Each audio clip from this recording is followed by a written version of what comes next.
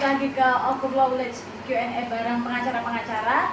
Kali ini kita ditemani dua pengacara cantik dari Jawa Timur. Kalau kalian penasaran, keep on watching.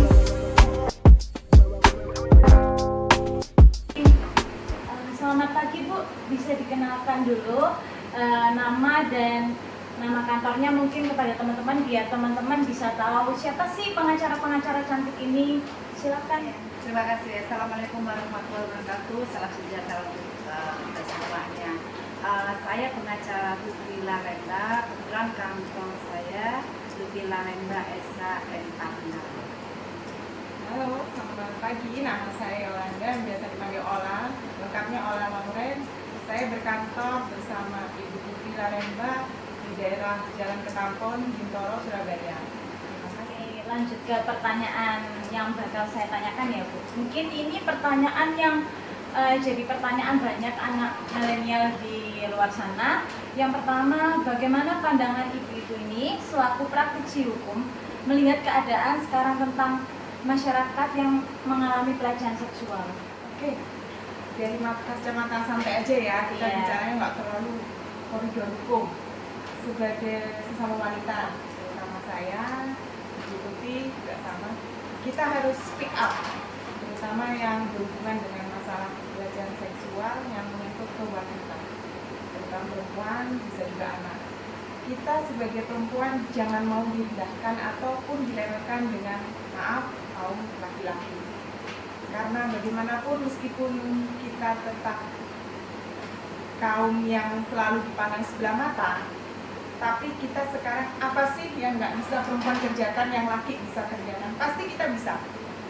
Contoh pilot, astronot. Jadi sebagai perempuan jangan mau dilecehkan. Kalau memang merasa dilecehkan, laporkan saja. Karena semua itu ada koridor hukumnya. Apalagi negara kita negara hukum. Tidak perlu merasa takut, was-was atau terancam. Nah, disinilah kami sebagai pengacara wanita khususnya yang akan membantu memberikan solusi jalan keluar, terutama perlindungan. Ibu Ola Lauren, benar sih. Sekarang emansipasi wanita ya. Jadi kaum perempuan dalam hal ini bukan kita merasa sok atau merasa hebat ya. Paling tidak sekarang udah banyak nih, bukan hanya pilot sih, bahkan presiden pun sudah ada yang perempuan.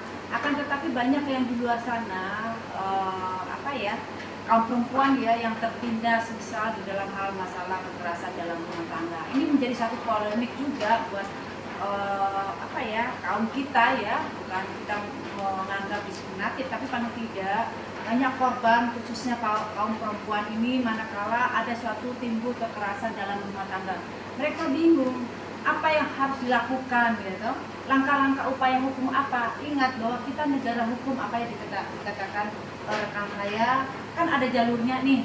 Kalau memang Anda mendapatkan satu musibah ya atau terhadap adanya satu kekerasan, Anda bisa melapor ya kan ke pihak berwajib. Tentunya itu semua sudah diatur di dalam undang-undang ya nomor 23 tahun 2004, khususnya di pasal 44 sudah menerangkan dari ayat 1 bahkan ayat 2 dan ayat 3 sudah mengatur semuanya. Ancamannya cukup berat ya, apabila sampai sehingga dia luka-luka ringan, bahkan di ayat 2, ayat 1 itu sampai ancamannya 5 tahun. Dan kalau terjadi sakit ya, bisa luka berat, itu ancamannya lebih dari 10 tahun dan akibatnya sampai meninggal atau meninggal dunia itu ancamannya 15 tahun. Jadi bagi khususnya perempuan, apabila Anda terjadi musibah, jangan pernah ragu, jangan pernah takut, karena sudah dilindungi undang-undang, baik pemerintah setempat, baik pemerintah ya tentunya untuk sebagai saksi korban itu sudah dilindungi. Apalagi sekarang kan ada Komnas Perempuan ya Mbak Ola ya, jadi nggak usah takut terhadap adanya suatu kekerasan, dia bingung mau ngapain ya kan. Jangan merasa bahwa kita kaum yang lemah, dia bingung lantas apa yang terjadi, menyiksa dirinya sendiri ya. Jadi tentunya ada upaya hukum yang dilakukan ya. Oke, lanjut ke pertanyaan berikutnya.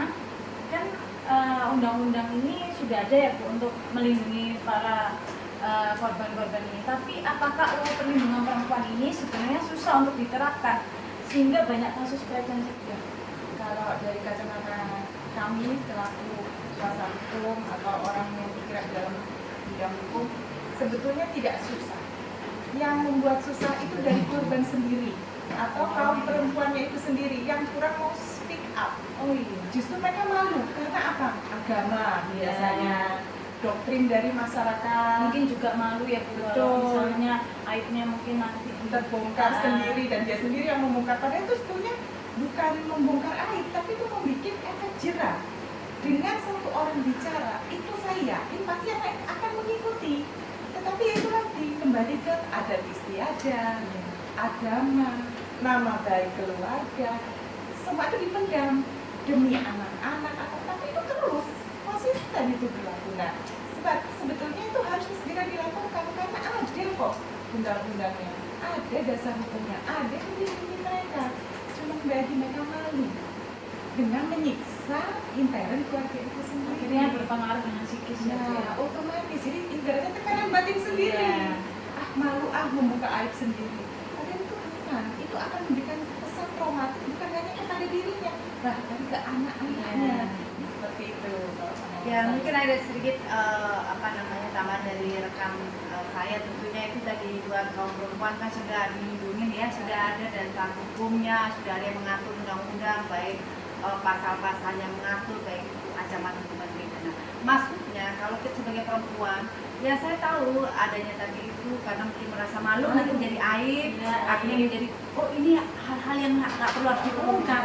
Padahal tujuan untuk kita melaporkan sehingga melakukan satu efek jerah Iya. supaya itu karena ada bentuk perbuatan pidana yang dilanggar ya, sehingga jangan sampai si tersangka atau si yang pelaku ini melakukan perbuatan lagi ya kan kepada yang orang lain. Ini jadi masalah ya buat kita. Jadi bukan berarti undang-undangnya ini tidak istilahnya berpihak, ya karena dari korbannya sendiri ya, mungkin dari bukan hanya dari lingkungan menganggap kalau ini dilaporkan nanti bagaimana, itu karena aib ya.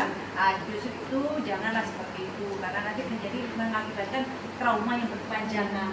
Dengan adanya kita melaporkan ke pihak berwajib, tujuannya melakukan satu efek jerah sehingga si pelaku ini tidak melakukan perbuatannya nanti atau kepada yang lain. Itu tujuannya. Undang-undang itu sudah mengatur seperti itu.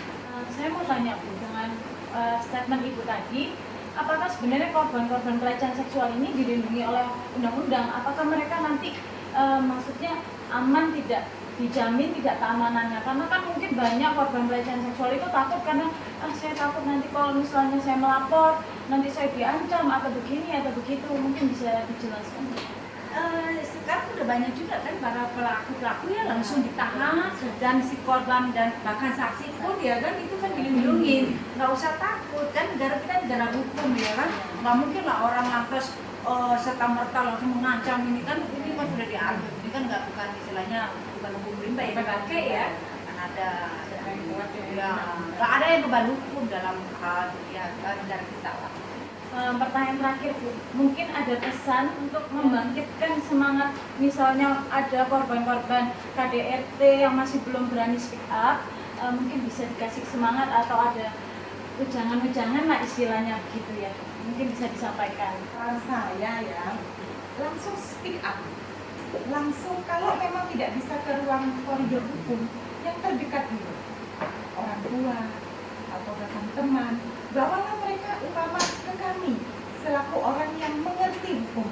Bukan berarti kami lebih pintar dari mereka, cuma kami mengerti koridor tata susunan gimana sebaiknya, jalur apa yang kita harus lakukan demi melindungi kaum wanita dan memberikan efek jerah kepada pelaku supaya tidak ada lagi orang memandang sebelah mata perempuan.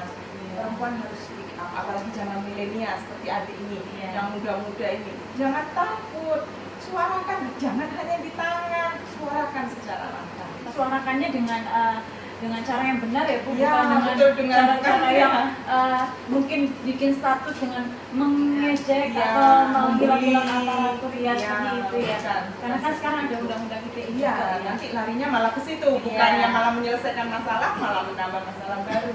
Jadi speak up ya, terdekat teman, sahabat, keluarga, ke kami selaku kuasa hukum itu yang Itu yang paling terpenting. Iya. Datang ke Langsung. orang yang ahli atau praktisi hukum Iya, agar betul. tidak menimbulkan kejadian hukum yang lain. Betul. Ya, nanti agak tidak menimbulkan korban-korban yang Iya. lain.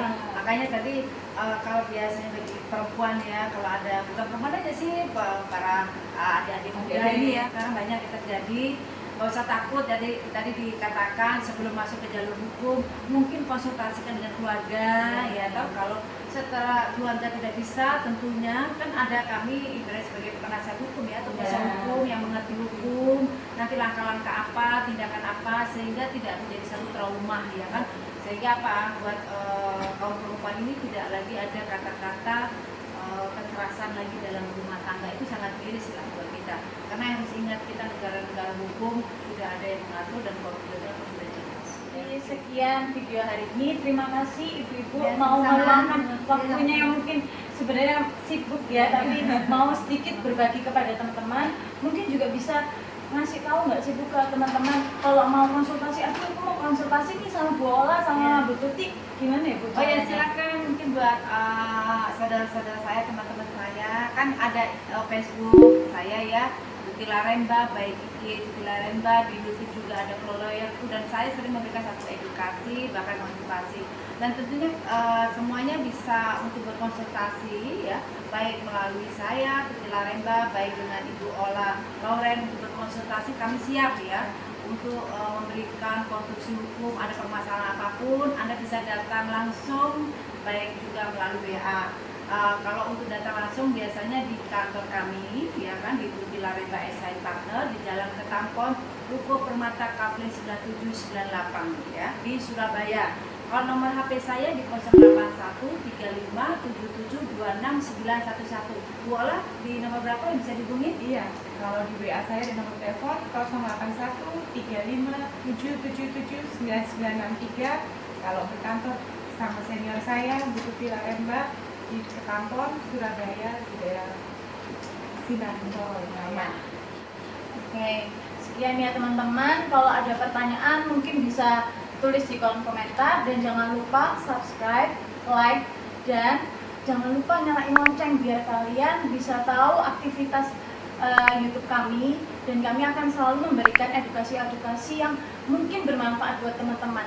Jadi sekian video hari ini. Terima kasih. Bye bye.